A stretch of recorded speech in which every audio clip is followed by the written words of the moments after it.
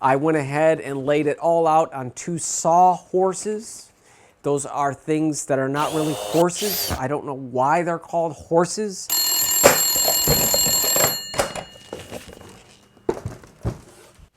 Hey guys. Hey, what's up? We're gonna make a Pinewood Derby Track today. Okay.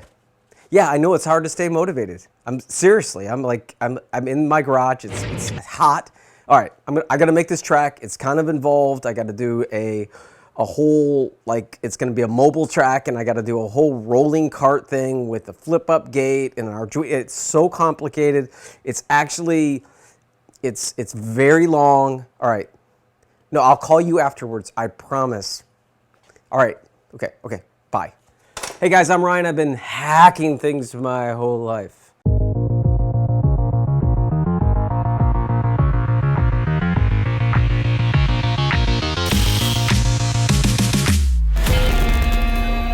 This project has kicked my ass. Okay, it has been around, I don't know, a year. If you were to get the plans for me, all that stuff is done for 4 lanes and you can expand it over to 6 lanes by adding a couple inches. But holy shit, this project has been complicated. All right, let me show you how I'm going to explain it. There's 6 different videos for this project. I apologize. Here's the deal.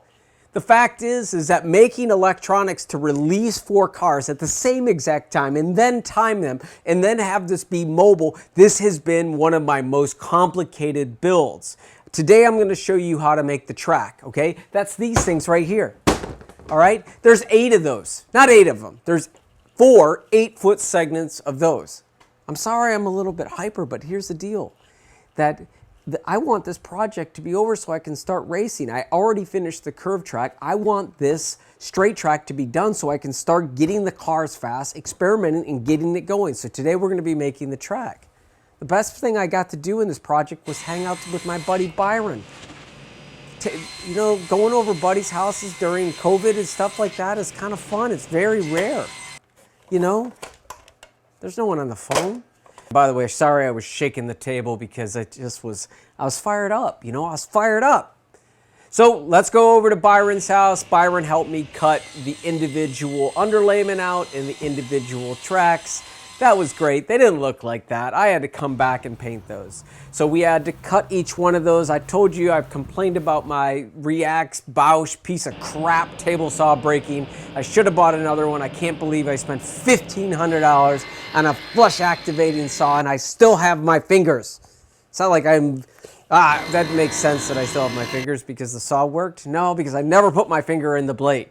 So we went over to Byron's house and he cut it. He's an expert at what he does. His table saw is not exactly safe. It's not, I would highly doubt OSHA would back up this conditions I worked in. There was no hard hats, there was no mask, there was nothing like that. I apologize. No, I don't really. Yeah, I took my medication. No, I mean, I'm sorry I'm shaking the table, but why? Okay, all right. Thanks. Thank you. I've had a few too many Diet Cokes though today. Absolutely. I swear I started with 1 normally, but I had 2 more because I knew I had to make this video. So we went over to Byron's house. We cut the 2 parts out. I came back. I used my amazing laser cutter, my Glowforge, and I made this jig because I had to assemble it. So I got that going on the Glowforge, cutting out on the Glowforge. Then I went and routed out the individual side rails, prime boards that I routed a groove in.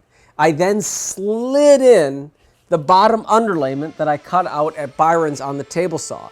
This is 16 inches wide. The plans have those dimensions. This is 3/4. So approximately, if this is 16 inches wide, goes in a 1/2 inch of 16 7/8. But this is 16 inches, and this holds each one of the cars, giving them a distance between each other so they don't run into them and cause major issues. Okay, so once I routed the grooves out, I assembled it. I had to make 4 of these on 2 sawhorses. Those are things that are not really horses. I don't know why they're called horses. They look maybe because they have legs. I don't know why that's so weird. I laid that out. I went and glued one side, stuck it in, used blue masking tape to hold it in. I then put in my glue inside the second routed piece and stuck that on. I have little tiny jigs and stuff that are all part in the plans that I keep everything straight. I have a little 4-inch gap at the beginning that I overlap where the tracks interlock. I put that up at the top. I then put the 4 lanes on, each in the color of the order that it goes in. I have them in a specific order. Each track that interlocks has to have the same color. That would be a huge screw up. I then went ahead and did countersunk with each one of the holes, screwed in the holes. I had my jigs, several little jigs that I made it, and so I could make 100 of these I wanted. You could go in business making a Pinewood Derby track, all right? Okay, so that's just a little tip. And once that was done, I set that to dry. I did put some extra side clamps on the side, but I put that up to dry, and I had all 4 of the segments done. So in the next video, we are going to be talking about how these interlock, and then I'm going to mainly be talking about the video that talks about the rolling cart. The cart that moves all of this, the gem of this design, the gem of this actual project thing. I hope you have a wonderful day and you're surviving whatever you're doing, and whatever you do, make something that connects someone. Thank you so much for being here. Thank you for being a fan of mine. Please let me know if you have a particular video that you want me to make, and if you need any help with anything, I respond to all my messages. Thank you so much. Have a wonderful day.